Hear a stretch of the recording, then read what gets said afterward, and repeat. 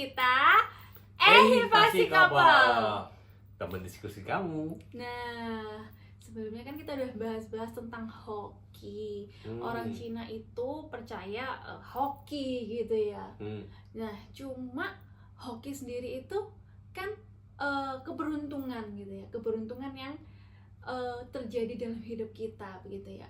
Bukan berarti mungkin aku rasa setiap manusia itu hoki, bener nggak? Iya, dan punya hokinya masing-masing, let's say. Iya betul. Dan sebenarnya kenapa juga kita percaya dengan misalnya di Tionghoa percaya banget dengan hoki gitu kan. Karena ada satu guru yang pernah mengatakan kepada saya gitu kan. Orang bodoh kalah dengan orang pintar. Oke. Orang pintar kalah dengan orang hoki. Orang bejo kalau Jawanya. Betul ya. Oke. Benar. Nah, hoki ini menariknya, hoki itu bisa dikondisikan. Percaya atau nggak percaya, hoki bisa dikondisikan. Bergantung sama mindset teman-teman semua, ya kan? Yes. Nah, tapi saat hoki itu datang, saat kesempatan itu datang, tinggal kitanya nangkep nggak, gayat nggak. Jangan-jangan emang kita udah dikasih hoki banyak banget, tapi kita tuh belum merasakan dan tertutup matanya karena kurang bersyukur, ya kan? Jadi perlu deh teman-teman kita coba untuk selalu berpikir positif, melakukan hal positif, dan bertindak atau melakukan sesuatu itu benar-benar ya disyukuri dan oke, ini yang terbaik yang bisa aku lakuin.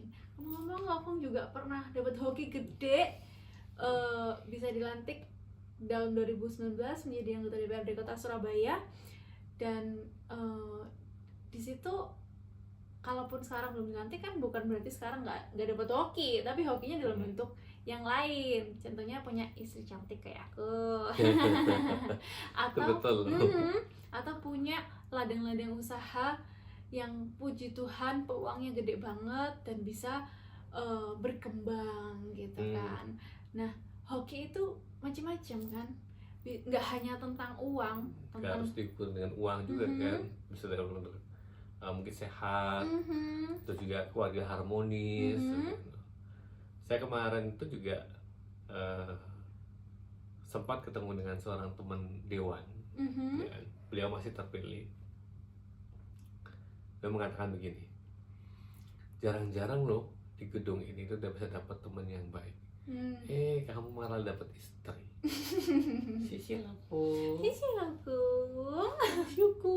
Bersyukur. Jadi sekecil apapun harus tetap disyukuri. Apapun yang terjadi itu harus tetap disyukuri. Kalau orang Jawa itu mah kalau misalnya ya amit-amit jatuh, untung masih jatuh, kakinya doang yang kegores, kalau hidungnya copot.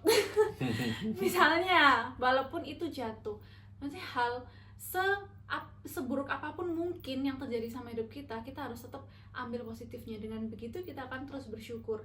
Lah dengan bersyukur, yes, ada hikmah. Dengan bersyukur kita nangkep tuh banyak sebenarnya hoki itu di sekitar kita, datang ke kita, dan saat itu datang kita juga harus jemput. Kalau kita cuma diem aja nungguin hoki datang, saat hokinya datang kita gak jemput atau kita gak respon, ya hokinya lewat. Ya pantas aja kita merasa kok kita gak hoki, alias kok kita sial terus gitu. Padahal ya mungkin Tuhan dan semesta udah kasih banyak sebenarnya hoki buat kita yang tanpa kita sadari gitu kan. Jadi ya kuncinya emang mulai dari melihat sekitar kita, syukuri apapun yang ada di sekitar kita, dan itulah hoki kita gitu kan. Betul sekali. Ya sekali lagi, you are what you think. Ya loh. Dan saya juga berpikir bahwa kemarin itu dengan dilantik menjadi anggota dewan, itu juga punya tanggung jawab yang besar ya. Jadi kita juga punya istilahnya itu, kalau kita bisa menghasilkan suatu kebijakan yang membantu banyak orang, yang berguna bagi banyak orang, maka itu pastinya akan ada satu karma baik. Namun kalau kita membuat suatu kebijakan yang ternyata justru mempersulit orang lain, suruh membuat menderita banyak orang, maka itu akan juga membuat karma buruk bagi diri sendiri. Dan nyambung lagi, karma baik itu juga salah satu hal yang bisa mendatangkan hoki ke kita lebih gede, bener. Karena maksudnya buah karma kita berbuah baik gitu kan. Jadinya ya itulah hoki yang datang udah kita. Makanya hoki itu bisa dikondisikan. Tapi saat hoki datang, kita jemput apa enggak? Kita lakuin sesuatu atau enggak? Teman-teman gimana?